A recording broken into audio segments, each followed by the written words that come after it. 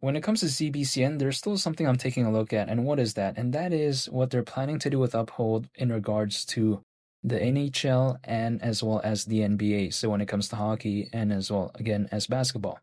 Now, even though nothing I say is financial advice, I feel like oftentimes a lot of my friends forgot about this for whatever reason, but I just want to remind this real quick that during the month of November, again, which is this month, Zebec could very well have, I think, hypothetically a little bit more exposure. It doesn't mean it's going to be the best of all time, but it's not bad because, again, just in this month alone, right, we're going to be seeing, allegedly, Zebec in something like the Vegas Golden Knights versus the Florida Panthers, also the St.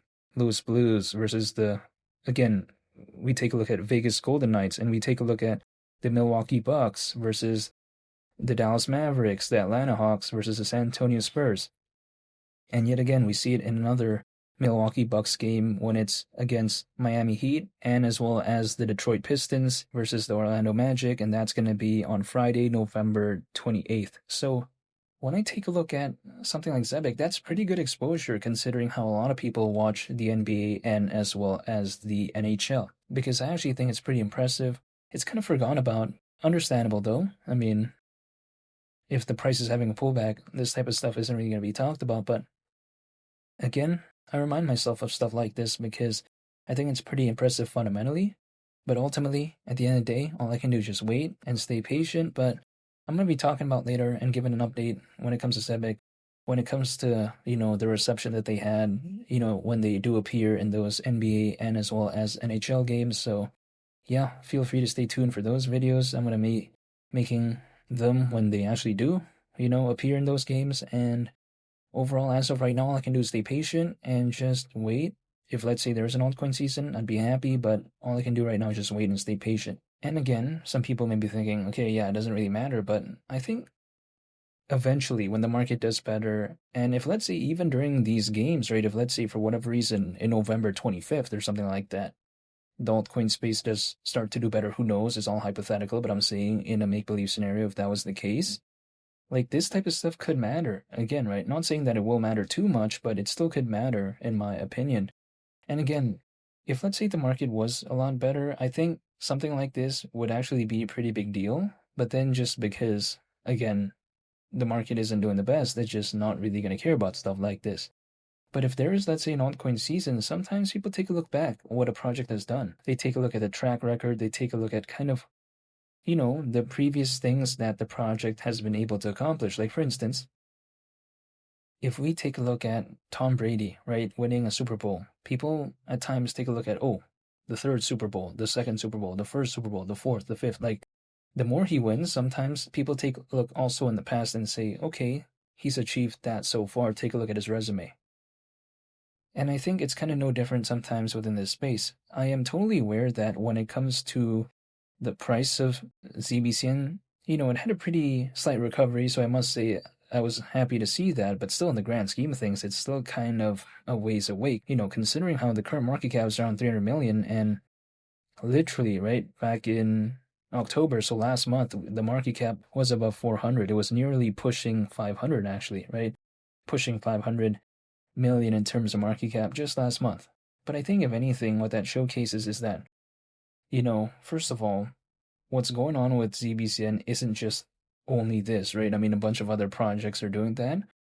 But seeing how ZBCN back in July was at around a $200 million market cap, and then literally the next month it went to a market cap of around 500 million, it showcases that within this space, things can move pretty quickly. Now, on the flip side, though, it could also move pretty quickly in the other direction, in which we're seeing as of right now, despite the slight recovery.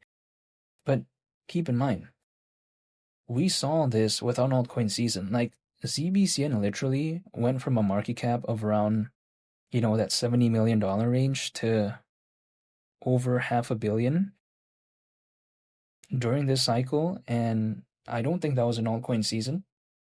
This is the way to take a look at it, and it was still able to do that. Not to say that it will do better during an altcoin season, only time will tell, but it wouldn't surprise me just because, again, it kind of did that without altcoin season. And keep in mind, the market cap went from around 70 million to a market cap of around $500 million in literally basically kind of a month, like a little bit over a month, let's say. I mean, it was not even that long. Like in some other markets, that type of movement might take years. But when it comes to this space, again, sometimes you just see that.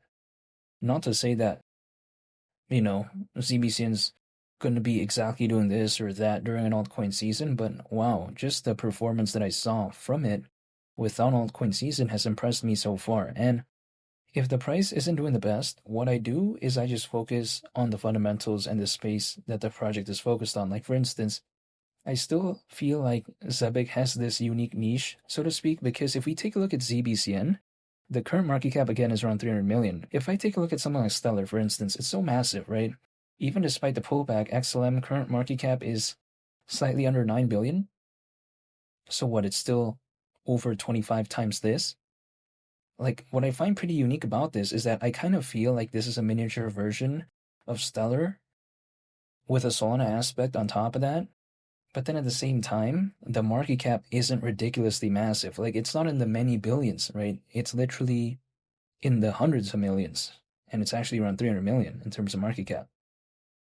So if I still believe in payments and global trade finance, and if I like, that sector, so to speak, within this space, and I see something that kind of showcases to me that it is a way lower market cap than some of the bigger players within this space, but then generally speaking, having that type of fundamentals of payments and global trade and finance, I just don't want to ignore it. I'm not telling you to do anything. However, this is just personally the way you take a look at it. However, also on top of that, when I take a look at Zebec's focus on RWAs, or should I say real world assets, and also when I take a look at payrolls, like that's just more features, I think, the Zebec that really kind of makes it a little bit more unique to me. Now, Zebec isn't necessarily, I think, reinventing the wheel by any means, but it's still pretty interesting because for quite a while, a lot of people are saying, oh, there's no other compelling options within this space. The only ones that exist have such a massive market cap. But as of right now, there's kind of, I think, a little bit more compelling options to me that became more popular, right? Like, for instance, an XCN, a ZBCN, of course, which we're talking about as of right now. I take a look at Swiftcoin and stuff like that. There's still some that popped up, which I actually think are pretty compelling options to me. They're not going to be top two in terms of this space, in my opinion, but, they still have that presence, so to speak, and they still kind of have the same focus, basically, generally speaking, when it comes to having an aspect of payments and global trade and finance.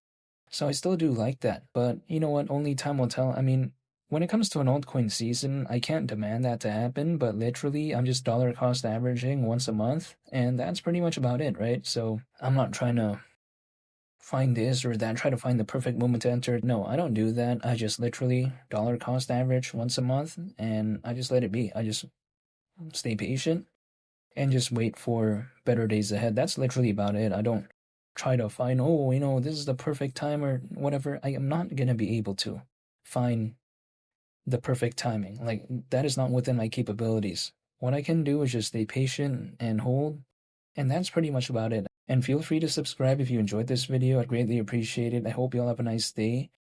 I want to say thank you for watching. It's Bali the Captain, and I'll catch y'all on the next one. I'm out. Peace. Bye.